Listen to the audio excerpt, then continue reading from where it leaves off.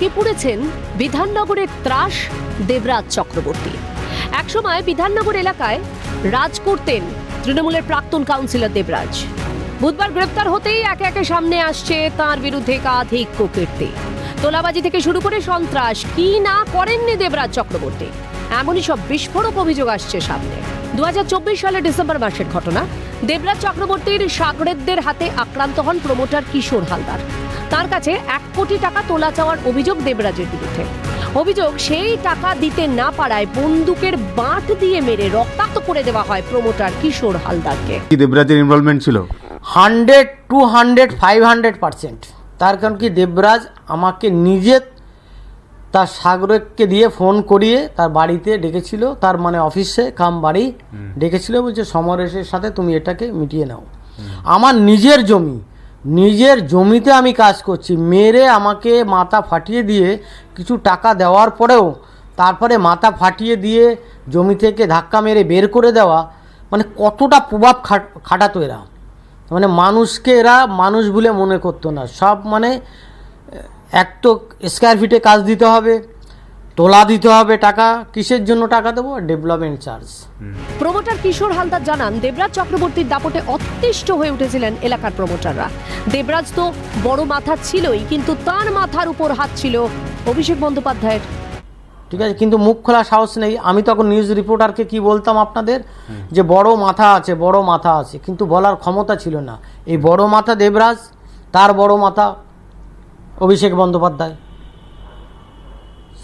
এক্ষেত্রেও কি অভিষেকের নির্দেশই এরকম করতো? একদম অভিষেকের নির্দেশেই এই সমস্ত চলতো। আর এখানে যারা পুলিশ মহলে যারা ছিল, তখন যারা ছিল তারা, এখন তো পুলিশের মানে পদক্ষেপ মানে অকল্পনীয়। দেবরাজ চক্রবর্তীর রোষানলে পড়েন জ্যাংরার সমাজকর্মী প্রীতিশ দাশগুপ্ত। এলাকায় জলা জমি বুঝিয়ে বহুতল ত্রুটিপূর্ণ প্ল্যানে অবৈধ নির্মাণ, এসবের প্রতিবাদ করায় দেবরাজ চক্রবর্তীর চক্ষুশূল হয়ে ওঠেন প্রীতিশ দাশগুপ্ত। তৃণমূলের শাসনকালে 8 মাস জেলে ভাতও খেতে হয় ওই সমাজকর্মীকে। অভিযোগ, 80 ঊর্ধ্ব বৃদ্ধ বাবা দেবকুমার দাশগুপ্তকে মানসিক অত্যাচারও শুরু করেন দেবরাজের দলবল। দফায় দফায় 26 লক্ষ টাকা আদায় করা হয়। 2021 সালে দেবরাজ চক্রবর্তী জেতার পর অত্যাচার আরও বাড়ে। কলকাতা থেকে দিল্লি নিবাসী হয়ে ওঠেন প্রীতিশ দাশগুপ্ত। দেবরাজ লোক পাঠিয়ে টাকার জুলুম করছে, টাকা দাও, লাখ লাখ টাকা নিয়েছে। আর ও এর ভেতরে সঞ্জয় একজন আসতো, সঞ্জয় নামে, দেবরাজ নিজে তো আসতো না, সঞ্জয়, হ্যাঁ, আর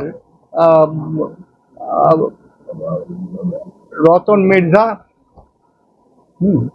তাকে ওইখানটায় ওই দেবরাজের বাড়িতেই আমি দেখতাম। হ্যাঁ, রতন মির্জা আসেনি, কিন্তু রতন মির্জাকে দেখতাম। ভূমিকা নেই কিন্তু আর 3-4টে ছেলে এসে গালাগালি করতে, চিৎকার করতো, টাকা দাও টাকা দাও, হ্যাঁ, টাকার জুলুম করতো। দেবরাজ চক্রবর্তী যে সময় কাউন্সিলর ছিলেন, তার কাছে একাধিক সমস্যা নিয়ে গিয়েছিলেন স্থানীয় বাসিন্দারা। কারোর ফ্ল্যাট পেতে সমস্যা, কারো আবার বাড়ির সমস্যা। অভিযোগ, কখনো সাহায্য করেননি তৎকালীন কাউন্সিলর দেবরাজ চক্রবর্তী, এমনটাই অভিযোগ। উল্টে সমস্যার সুযোগ নিয়ে টাকা তোলেন। স্থানীয় এক মহিলার অভিযোগ, তার থেকে 50,000 টাকা চান দেবরাজ চক্রবর্তী। মানে ওরা পার্টি থেকে আমার বাড়িতে প্রায় সময় অ্যাটেন্ড করে। কেন করতো মানে ওদের পার্টিকে, মানে পার্টির লোক, আমি টাকা দিয়েছিলাম, ঠিক আছে, সেই টাকাটা চেয়েছি বলে তার জন্য অ্যাটেন্ড করেছে। হ্যাঁ, টাকা দিয়েছি। পার্টি হচ্ছে আমার বাড়ি ঝামেলা হয়েছিল, ঝামেলা করাতে বলেছে টাকা দে, টাকা দিলে মিটিয়ে দেবো, সেই জন্য আমার কাছ দিয়ে টাকা নিয়েছে। 50,000 টাকা নিয়েছে আমার কাছ দিয়ে। তারপরে আমি যখন টাকাটা চেতে গেছি, তখন আমাকে অ্যাটেন্ড করেছে। অন্যদিকে আরও এক স্থানীয় মহিলার অভিযোগ, তার ফ্ল্যাট মালিকের থেকেও ঘুষ খেয়েছিলেন দেবরাজ চক্রবর্তী।